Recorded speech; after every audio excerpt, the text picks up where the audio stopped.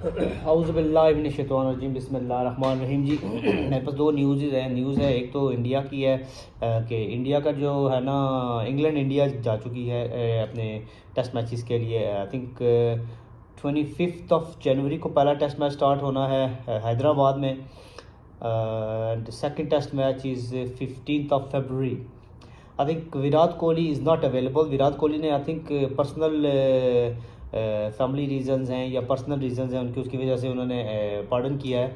He will not be available for first 2 games. उन्होंने BCCI को भी बताया है, ऑफिशियल्स को, उन्होंने रोहित शर्मा को भी बताया है। देखिए कैसी ज़बरदस्त एक बात है कि is one of the world top batsman, इस एरा का वन ऑफ द बेस्ट है विराट कोहली। तो BCCI ने भी वेलकम किया है, रोहित शर्मा ने भी वेलकम किया, लाइक वेलकम इन अ वे कि उन्होंने ओके कर दिया उसको कि ठीक है भाई, आपके पर्सनल रीज़न हो सकते हैं, आप पर्सनल रीज़न की वजह से ब्रेक ले सकते हैं और फिर वो अवेलेबल होंगे उसके बाद। हमारे यहाँ तो रिटायरमेंट भी कोई नहीं लेता, पर्सनल रीजंस हो ना हो, छुट्टी भी कोई नहीं लेता। मैच की अवेलेबिलिटी चाहिए ही चाहिए इनको, हर मैच में खेलना ही होता है इन्होंने। तो ऐसे ही विराट कोहली 2 मैच नहीं खेलेंगे तो उनको रेस्ट भी मिलेगा, जो उनके अपने पर्सनल काम हैं वो भी अच्छे तरीके से कर सकेंगे, टाइम होगा उनके पास।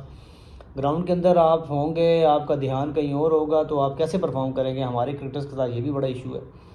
और दूसरी बात यह है कि उनको बैकअप, ऑब्वियसली इंडिया के बैकअप रेडी होते हैं।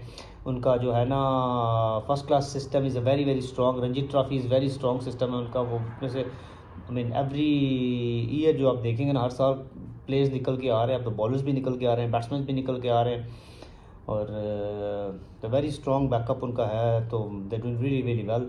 ऐसे ही PCB की भी करना चाहिए, फोकस करना चाहिए आपके डोमेस्टिक पे। बात यह है कि आपको एवरेज क्रिकेटर तो चाहिए नहीं ना, T20 में छक्के मारने वाले आपको नहीं चाहिए ऐसे। देखें, जब कोई अच्छा क्रिकेटर होगा, एक वर्ल्ड स्टार बनेगा, उसको लोग देखने आएंगे जब वो T20 भी खेलेगा। कोई आएगा T20 में एक मैच में 2-4 छक्के मारे आउट होकर चला के, उसको क्या कोई देखेगा आके? लोगों को पता होगा कि इसने 2-2 बॉलों पे के लिए आके फिर खेलना और फिर चले जाना है। तो स्टार्स बनाएं, अपने अच्छे प्लेयर्स बनाएं, फिर वही खेलेंगे तो लोग देखने भी आएंगे। वरना तो ऑर्डिनरी प्लेयर्स को तो देखने कोई भी नहीं आता, टू बी वेरी ऑनेस्टली। अब जितनी मर्जी बड़ी लीग खड़ी कर ले, जब तक स्टार्स उसमें नहीं होंगे लोग नहीं आएंगे। ये तो एक लॉजिक है, लॉजिकल सी बात है। और दूसरी न्यूज़ ये है कि अब हर्ड, अभी मैं कंफर्म नहीं या मुझसे, मैं been searching as well, I think Mohammad Hafeez will not be a director of PCB any more. उनके पास कोई दूसरा टेक्निकल सा कोई होता था, मुझे पता नहीं उसके बारे में एग्जैक्टली वो क्या था, वो भी मेरा में नहीं होगा।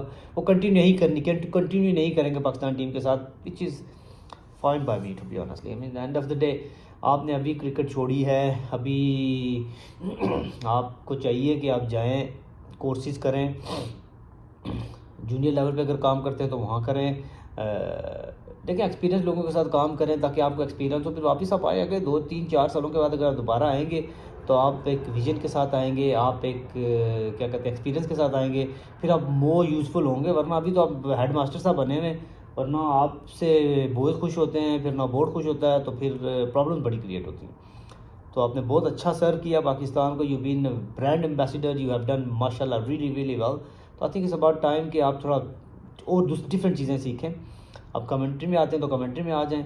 हमारे यहाँ ना एक्चुअली प्लेयर्स, देखिए क्रिकेटर्स, वो मैं एक दिन सुन रहा था, इंडियन वो एक फास्ट बॉलर को सुन रहा था, जो उन्होंने कहा यार कि बात ये आना तो मैंने क्रिकेट की तरफ ही है ना, मतलब मुझे और काम तो कोई आता नहीं है, या कोचिंग में आ जाऊंगा या कमेंट्री में आ जाऊंगा, दोनों में से एक किसी काम में आ जाऊंगा, क्योंकि तीसरा काम तो मुझे आता ही नहीं है।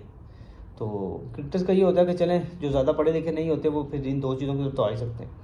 बहरहाल गुड लक टू एवरीवन जी, और इंशाल्लाह ताला फिर आपके साथ दोबारा हाजिर होंगे। जज़ाकल्लाह खैर, अस्सलाम वालेकुम व रहमतुल्लाह।